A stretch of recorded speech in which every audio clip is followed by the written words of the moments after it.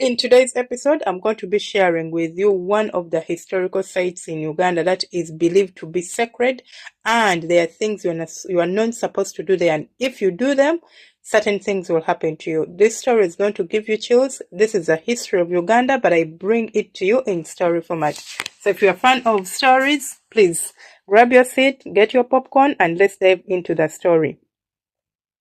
In the heart of Buganda, far beyond the noise of taxis and border horns, lies a forest most people fear to speak about. A forest older than kingdoms, older than clans, a place where the soil remembers every footsteps. This place is called Tanda. The countless holes in its ground are known as Ennyanga za Walumbe, the Tanda Pits. But these are not just holes, no. These are scars left behind by a chase that shook the world of spirits. Today we walk into a story that begins long ago, before humans had names, before death existed.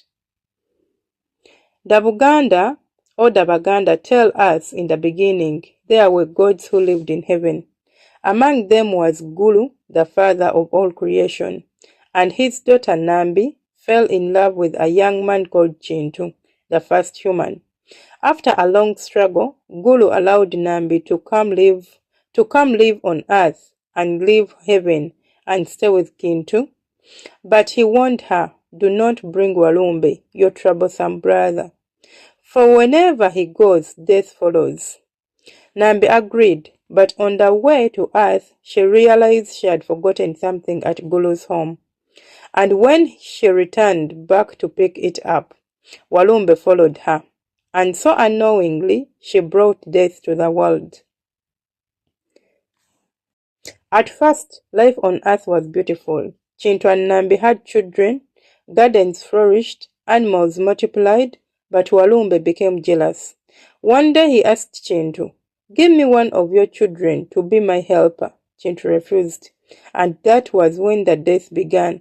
A first child, then another, then animals, then crops. Walumbe had opened the door of death, and it could never be closed. The world cried out for help.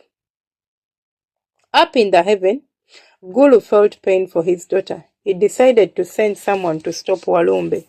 He sent Kayiikuuzi, the great digger, a warrior of impossible strength. His footsteps shook the sky. His shadow covered mountains. His voice rolled like thunder. When Kayiikuuzi stepped onto the earth at Tanda, the ground trembled. "Walumbe, come out and face me." Walumbe refused. Instead, he sank into the earth. Kayiikuuzi dug the first pit, then the second, then the third. But Walumbe kept escaping further and further until he went underground. Every time Kayiikuuzi reached down, Walumbe slipped deeper like smoke. The digging became furious, the soil flew, trees fell, and the earth cracked open. And the pit after pit appeared. Dozens, hundreds, thousands. The Tanda Pits were born. Night turned into day. Day turned into night, but the chase continued. In the end, Walumbe escaped too deep for even Kayiikuuzi to reach, and that is why, to this day, death lives everywhere. Centuries passed. The chase between Kayiikuuzi and Walumbe became a legend, but the pits remained. Deep inside Mityana, past dusty roads and thick villages, lies Tanda Forest, a place still whispered about. Some call it ekisibo kya Kayiikuuzi, olusuku lw'emizimu, ekibira ky'abafu. Others simply say Tanda. It's not a place for jokes. As you step into Tanda, the air changes. The wind becomes colder, even birds grow quiet. The pits are everywhere, some as small as a basin, others wide like graves, others deep like forgotten walls. You feel watched not by eyes, but by the forest itself.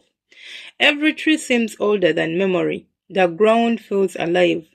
You step carefully because people say some pits are hungry. Hidden among the trees are shrines, small old houses made of mud, bark cloth, gowns, spears, clay pots. Each shrine belongs to a spirit. Kayiikuuzi, strength, protection. Walumbe, the spirit of death. Nambi, fertility and motherhood. Mukasa, wealth and lakes. Nagandwa, the great healer. Priests and mediums live near these shrines, guarding ancient practices. People come from all parts of Uganda to seek healing, fertility, protection, wealth, and answers. Some come out of desperation, others come out of curiosity, many come out of fear. There is a story of a young woman named Nalongo Sarah. For 10 years, she failed to conceive. Doctors failed her, hospitals failed her. An old aunt whispered, "Genda Tanda, ayo waliyo omukisa, ojja kuzaala," meaning go to Tanda. You will be cleansed and you will have children. At Tanda, the spirits cleansed her with herbs, ashes and water from a sacred pot. She was told to kneel beside a pit believed to carry blessings of motherhood. Months later, she conceived twins. People still tell this story because in Buganda, miracles and myths walk side by side. At Tanda, rituals are performed with precision. Visitors sit on a mat, herbal smoke surrounds them, and the priest calls spirits for cleansing. Eggs, barkcloth, and local beer are offered. The priest marks the visitor with a white clay.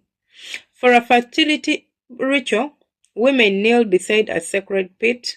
Herbs are rubbed on their hands and stomach. For a blessing children ritual, children are passed over a pit to receive protection. Thanksgiving ritual, people bring millet, goat meat, bananas, or coins. Tanda is not just a place, it is a spiritual system. But Tanda has rules, strict rules. You are not allowed to shout, no joking, no stealing soil, stones, or leaves, not even taking a spoon of soil with you, not even just a pinch of soil. No cutting trees, no stepping inside the shrines. Women on their periods must stay outside. You do not throw anything in the pits. You do not insult the forest. Elders say, abagenda Tanda tebalya bubi. Spirits of Tanda do not tolerate disrespect. Ab'e Tanda tebalya bubi. Many stories exist of visitors who broke the rules and suffered misfortune.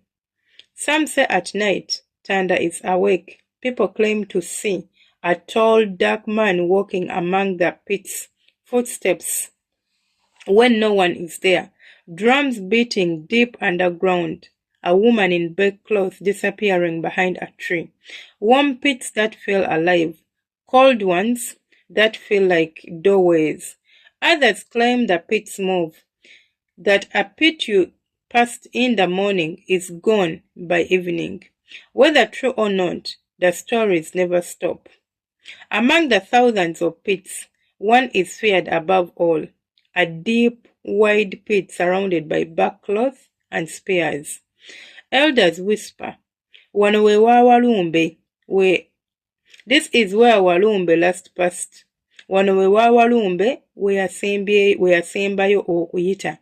They say this pit connects to the underworld. No one dares throw anything inside. No one dares stand too close. This pit is the heart of Tanda.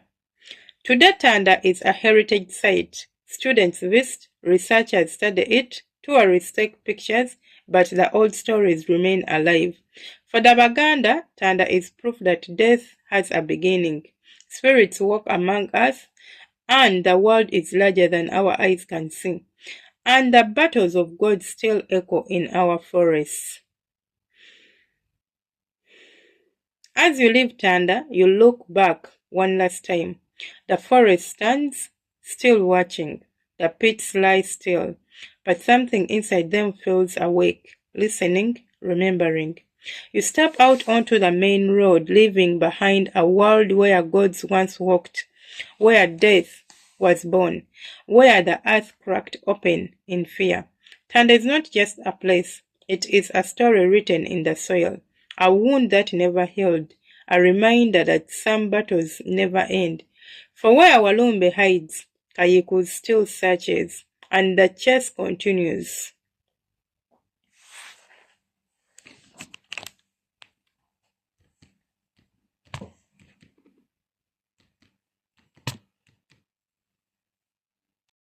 And so our journey through Tanda comes to an end, a place where the earth still whispers, where shadows keep secrets, where every pit remembers the footsteps of gods. As we walk away, the wind settles behind us, the trees close their silent eyes, and the forest returns to its ancient watch. Tanda does not say goodbye, Tanda simply waits for the next traveler, the next question, the next soul searching for answers.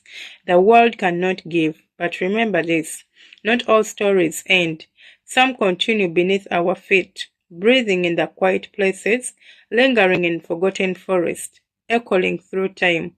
Tanda is one of those stories. Until our next tale, may your path be clear, your spirit be guarded, and your steps be light upon the sacred ground. This has been our Story Hub. Please do not forget to subscribe, like, comment, and share. This is where stories live forever. I can't wait to see you. Bye bye.